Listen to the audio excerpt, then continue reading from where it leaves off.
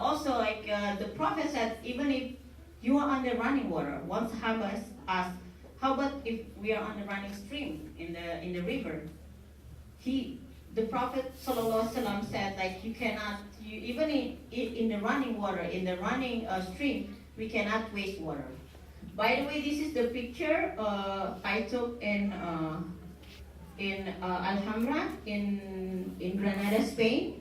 This is the water system that was built by the Muslim like 1,000 years ago, and it is still being used until now in Granada, Spain. So it is shown that as a Muslim, because we really value water, and then we actually like very high tech in water system. Another thing is about energy. I mentioned about fossil fuels. We use gasoline for our cars. That using fossil fuels. Fossil fuels is actually creating the carbon emission, which create this global warming, because the more not just transportation we use for the power plant. Most of our electricity is still using either fossil fuel oil, fossil oil, or also like gas. So that's like creating all this carbon emission on the air in our atmosphere, which creating like a blanket, which makes our earth getting hotter and hotter. Instead of warm, it's getting hotter. And because of the change of the temperature, it's actually destroying the system of our climate. That's why we see a lot of disaster lately, like the storm or flooding. And the suggestion here is maybe we can do carpooling more this Ramadan. If we know like we're going to the same masjid for Tarawih or for Iftar and Tarawih, maybe we can take turn. So instead of like one car, only one or two persons, we can, if you have a small family, but if your family is already filled up the car, that's good. So you make use of the car.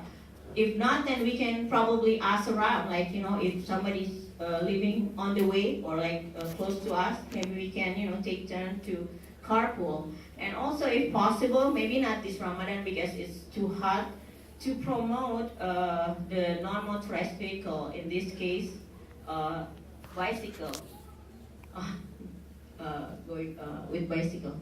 So another thing is perhaps this Ramadan we can start planting our trees in our backyard, front yard, or if we already have a garden, expand our garden. Instead of just like having grass, start to like plant the food. What it's called, there's a movement that call themselves grow food, not lawn. So like you grow your own food. Like I grow like onion. Now just a few days ago I saw that my avocado, just like pops up. Avocado tree. I tried to plant it from the seedlings. It hasn't been successful, but just a few days ago, alhamdulillah, it pops out. I'm so happy. So so this is like like good exercise and also good barakah, because planting trees as Muslim is a charity. And so this is the saying of the Prophet that there is none among the Muslim who plants a tree or sows seeds that a bird or a person or any other animal eats from it, but regarded as charitable gifts for him or her.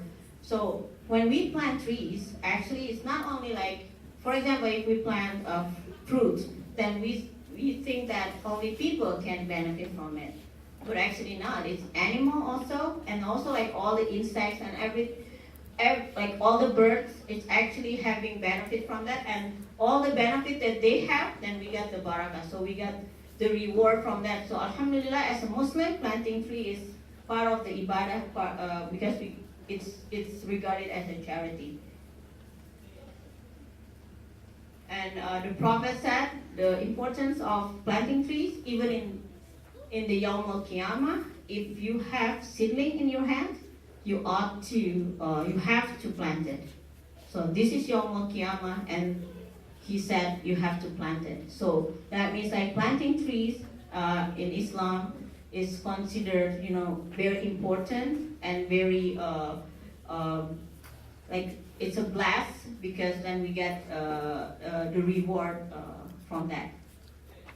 Okay, so I think this is. Can you just click? Okay, the message. Okay.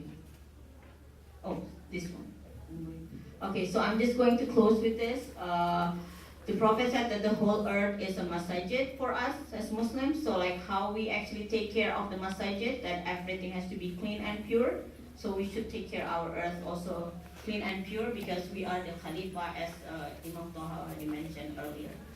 So I hope this is going to be useful for everyone. So please reflect on what I just present. So inshallah, it'll be beneficial for everyone. Assalamualaikum warahmatullahi wabarakatuh.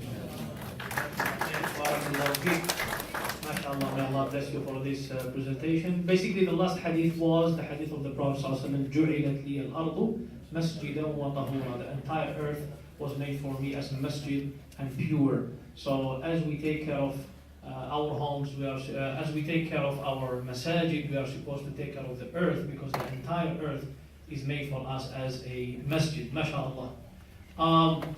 Just